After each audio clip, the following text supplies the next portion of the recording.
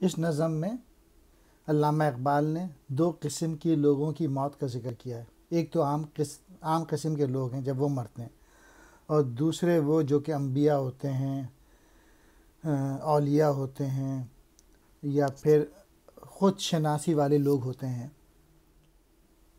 لحد میں بھی یہی غیب و حضور رہتا ہے، اگر ہو زندہ تو دل ناصبور رہتا ہے۔ ماہ و ستارہ مثل شرارہ یک دو نفس، میں خودی کا ابد تک سرور رہتا ہے۔ فرشتہ موت کا چھوتا ہے گو بدن تیرا، تیرے وجود کے مرکز سے دور رہتا ہے۔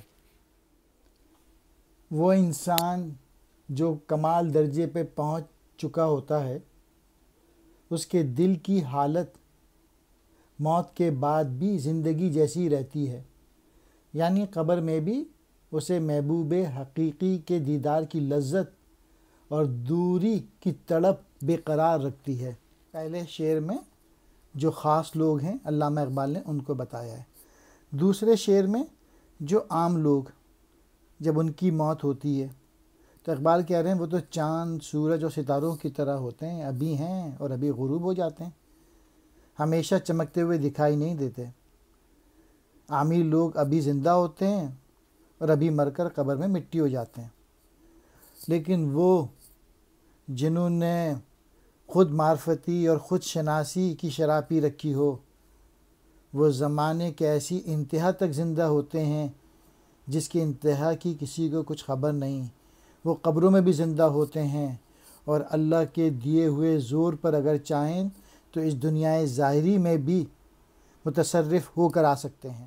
یعنی چاند اور ستاروں کی زندگی شعلے کی طرح ایک دو سانس کی طرح ہوتی ہے، لیکن خودی کی شراب کا جو نشہ ہے وہ ہمیشہ ہمیشہ کے لیے طاری رہتا ہے۔ آخری شعر میں علامہ اقبال کہہ رہے ہیں کہ موت کا فرشتہ جو نیک بندے ہوتے ہیں تیرے بدن کو چھو تو سکتا ہے، لیکن تیری خودی کی پختگی کی وجہ سے تیرے مرکز کے قریب پھٹک بھی نہیں سکتا۔ یعنی جو اللہ کے نیک اور خاص بندے ہوتے ہیں وہ قبر میں تو چلے جاتے ہیں، لیکن ان کا جو روحانی جسم ہے ہمیشہ کے لیے زندہ رہتا ہے۔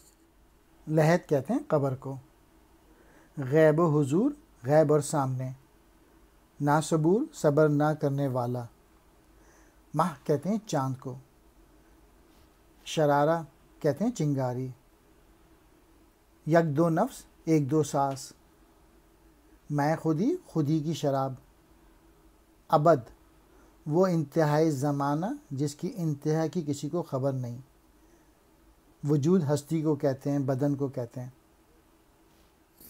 وجود کے مرکز، یہاں مراد ہے خودی، یعنی انسانی صلاحیتیں اصل۔